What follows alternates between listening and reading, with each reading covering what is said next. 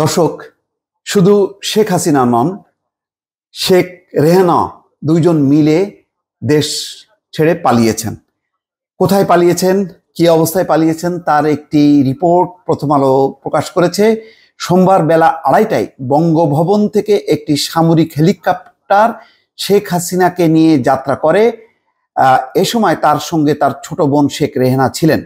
সংশ্লিষ্ট সূত্র জানায় তারা হেলিকপ্টারে ভারতের পশ্চিমবঙ্গের উদ্দেশ্যে রওনা দিয়েছেন। তার আগে জানিয়ে রাখি যে এর আগে নিরাপত্তা বিবেচনায় ভোর রাতে কুমিল্লা ক্যান্টনমেন্টে ছিলেন।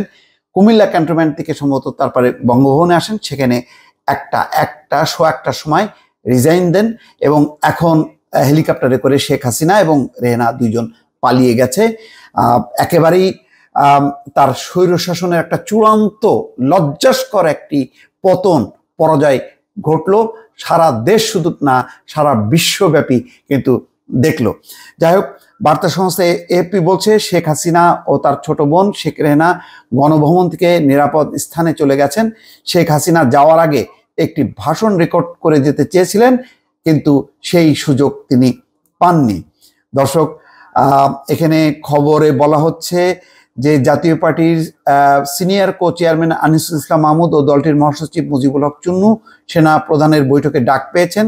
এই বৈঠক চলছে সেনা সদর দপ্তরে। সেনাবাহিনীর প্রধান জেনারেল ওয়াকারুজ্জামানের সঙ্গে এই বৈঠকে ডাক পান ঢাকা বিশ্ববিদ্যালয়ের আইন বিভাগের অধ্যাপক আসিফ নজরুল গেছেন। বিভিন্ন রাজনৈতিক দলের নেতা ও বিশিষ্ট ব্যক্তিদের সঙ্গে সেনা সদর দপ্তরে এক বৈঠক চলছে। সেনাবাহিনীর প্রধান ওয়াকারুজ্জামানের সঙ্গে এই বৈঠকে অন্যদের মধ্যে ঢাকা বিশ্ববিদ্যালয়ের আইন বিভাগের অধ্যাপক আসিফ নজরুল ডাক পেয়েছেন।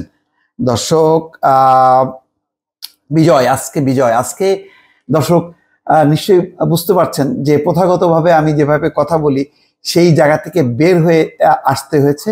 কেননা আমিও মানুষ, সাংবাদিকতা করি আর যাই করি না কেন তথ্যের উপরে ভর করেই সবসময় কথা বলতে চেয়েছি। অনেক তথ্য আপনাদেরকে আগাম বলি নাই এবং বলা যেহেতু আমার সাংবাদিকতার নীতিমালার বাইরে বলতে চাইনি। অনেক কথাই বুঝতেছিলাম। এই পতনের যে ধাপটা ইতিমধ্যেই কিন্তু গণ অভ্যুত্থান আজকে চূড়ান্ত রূপ নিল। স্বৈরাচারী শেখ হাসিনা এবং তার বোন শেখ রেহানার পালানোর মধ্য দিয়ে কিন্তু এটি আসলে 1 তারিখ থেকেই শানিত হচ্ছিল এবং গত 4-5 দিনে কিন্তু স্পষ্ট হয়েছে যে গণ অভ্যুত্থান কিন্তু চলছিল। এরকম লম্বা গণ অভ্যুত্থান ঘটে না। এই গণ অভ্যুত্থান ব্যর্থ করার জন্য শেখ হাসিনা তার পেটোয়া বাহিনী দিয়ে নির্মমভাবে প্রথমে পুলিশকে দিয়ে চেষ্টা করেছে, পুলিশ নির্বিচারে হত্যা করেছে। তারপরে তার দলকে দিয়ে গতকালকে সারা দেশে যে পরিমাণ অস্ত্রশস্ত্র নিয়ে আক্রমণ করেছে তাতেও শতাধিক মানুষ নিহত হয়েছে।